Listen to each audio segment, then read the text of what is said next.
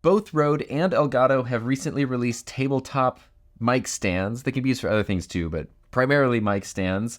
And they're very similar in design, but there are some key differences in terms of features, and then also pretty big differences in terms of price. So this is the Rode DS2. I bought this one myself. This has an MSRP of $90. It's all made out of metal. And this is the Elgato Wave Desk Stand. Elgato did send this to me. I don't have to do anything, say anything. And this has an MSRP of $60. So there's a $30 price difference between the two. And so before diving into more detail, here is my super concise conclusion on which stand is the most outstanding. The Rode does have better build quality, but a higher price, and since it doesn't have as much positioning versatility, I think the Elgato is actually the way to go for most people in most situations. It's $30 less, and then you do still have really good build quality overall, and you have significantly more versatility when it comes to positioning your mic or whatever you have attached to the stand. But those are just the broad strokes, so let's dive in and focus on a little more detail to help you figure out which one of these, if either of them, might be the right one for you. The basic designs are very similar. This is the Rode right here, and this is the Elgato over here. They both have really heavy feet, so that way they're not too top heavy. The Elgato kind of has this curved back over here, while the Rode just goes straight down there. The Elgato does come with these little elasticy rubber cable ties, which is nice. I wouldn't necessarily say that's a reason to purchase them because you could just use Velcro or whatever else instead. The Rode does have sort of these holes in here, but these are too narrow for an XLR cable, unless you want to get into soldering and all that. They can fit a USB cable, but otherwise there's really no cable management on the Rode. Each arm has one pivot point. So you can see here the Rode, I can go right here and turn it upside down, and it can also go all the way back like this. Whereas the Elgato sort of has this design that puts the center of gravity over here more, but then it also goes back. It goes back more. I don't know why this would be an advantage, but everybody's setups are a little different. So if you need a stand that looks like this and then goes more in this direction, the Elgato definitely has you covered. The Elgato stand has a 1/4-20 mount attached to it, whereas the Rode has a 3/8, but they both come with adapters to help you mount 5/8 microphones, basically very standard microphone mounts. The Rode is entirely made out of metal, other than maybe like the little things that help you do the friction lock in here. Every bit of this is metal, and that just means it's one of those things you're gonna buy this and it's gonna stick around forever. You do have a little bit of rubber padding on the bottom of the stand here. The thing that I don't like about the Rode, or at least where I think they could have maybe gone further down the road to improving the mic stand, is right here, the end. It's very strong and very sturdy, but it only goes in this direction.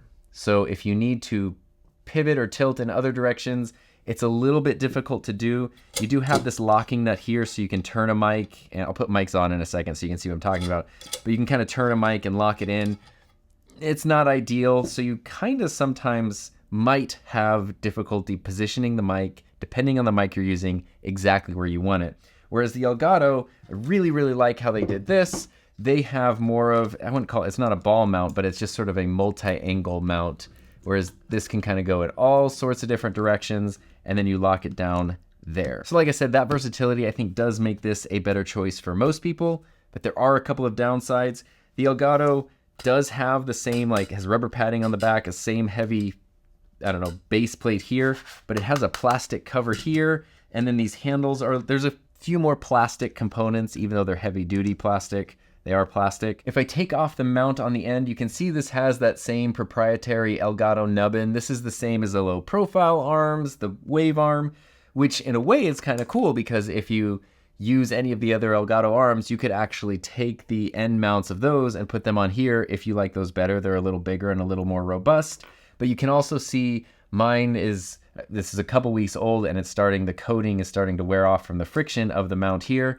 I don't think that really matters, nobody sees that part there. But once I put the mount back on like it's intended, you can't see any of that. So if you're somebody who's really picky about the visuals and the aesthetics, that isn't visible, even though every time you kind of move it, little bits of flakes of coating kind of fall off. Not ideal. But on both of these arms, once things are locked down, they're pretty locked and they're pretty sturdy. So Let's talk about mounting microphones. I'm gonna start with the SM7B because it's such a classic. So I'm gonna put the 5/8 to 3/8 adapter in here. Now, whenever you're getting a mic stand, something tricky is sort of how you're going to route the cable for your microphone. The SM7B has an XLR port right here. Some mics have them in the back, some mics have shock mounts. But even though this locking nut kind of, juts out a little bit on the Rode DS2, there's still plenty of space for me to connect my XLR cable, and there's a space between them right there. So that's not really an issue in terms of positioning as far as that goes. There's no built-in cable routing, so I usually just wrap my cable once around the bottom, and that's kind of it.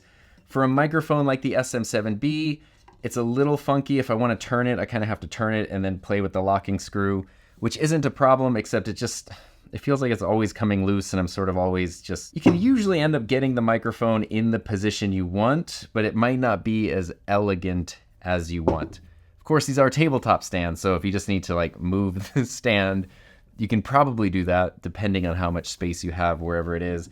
But that's kind of, again, depending on your microphone, that's where it's sort of like the frustration of this stand starts to come into play, is when I'm trying to position it with really specific things, and I gotta start then playing with this little locking nut. And if I put that same microphone on the Elgato arm, now I kind of have this motion, but I also have this motion here, and so that makes it a little bit easier to position it exactly how I want it, even if I can't move the arm around.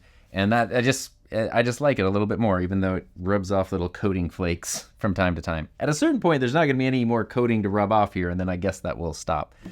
But that is a thing. To me, that positioning versatility is absolutely the biggest benefit of the Elgato over the Rode, in addition to price. And those two things combined in a tabletop mic stand where, by its nature, there's not a ton of features. It needs to hold the microphone and needs to do it well.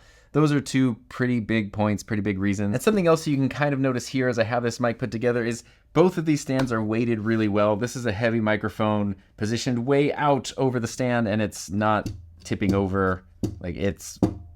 It's pretty sturdy. So as we're pretending to be pilots and talking about weight and balance, you can kind of see here on the Elgato stand, I have the Rode NT1 in a shock mount, and it does jut back here, which I do think kind of pulls the center of gravity a little more. And this, you can kind of see it's not going anywhere.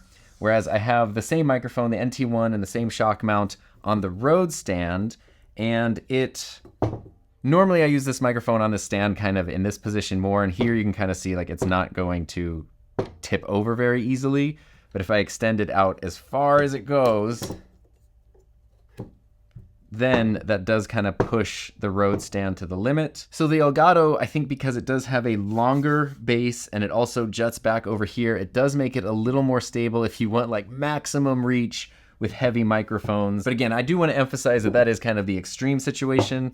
Most people are probably not using super heavy microphones like that, and when you use the Rode kind of as it's intended, it doesn't tip over nearly as easy. But that is important to keep in mind, especially if you're using these stands for something that's not a microphone, like a light or a camera, or some people even attach tablet holders so they can hold, iPads and monitors and things like that. But one more example of why I think that positioning versatility is really important. This microphone in its shock mount, I can twist it and position it. So even though the arm and the shock mount are facing that direction, I can actually turn the microphone to face me, although getting it to be exactly, see if I turn it this way, it kind of faces there. It's a little bit funky to get it positioned exactly how I want. Whereas even if I'm on the side over here, I don't even necessarily have to reposition the mic. I can just go like this, and now boom, the mic is exactly where I want it without me having to do anything. Now that's a nice thing to have with any microphone, but not every mic is as flexible with positioning as these are. If you've been watching my channel for a while, you might know that I absolutely love my Lewitt microphones because they just sound so good and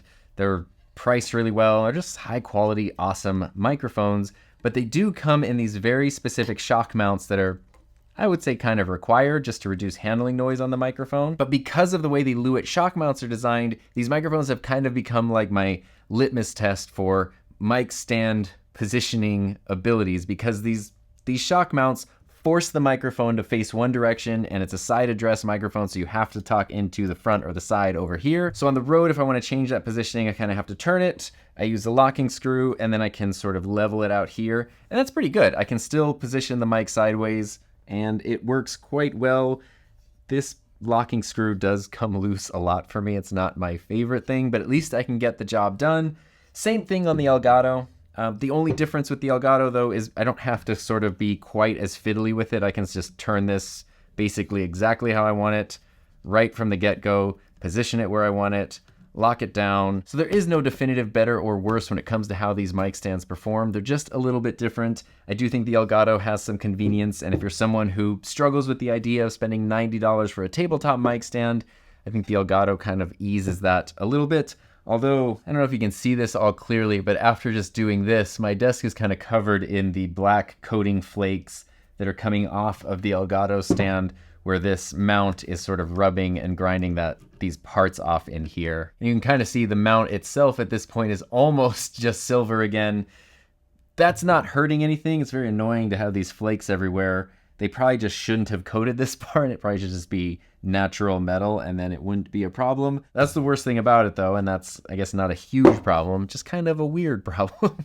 And you can kind of see here, I can see a little bit of that silver peeking through here, but otherwise, basically once all of that wears off and this edge is nubbin, is not coated with this black powder anymore, I don't think that's going to be super distracting, but it is something I want to point out, especially if you are very, very particular and specific about how everything looks on camera and you want things looking as nice as possible. At a certain point, you might start noticing some shiny silver poking through over here.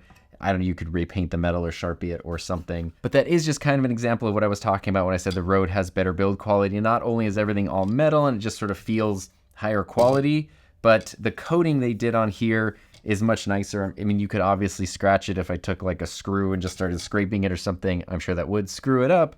I don't want to do that.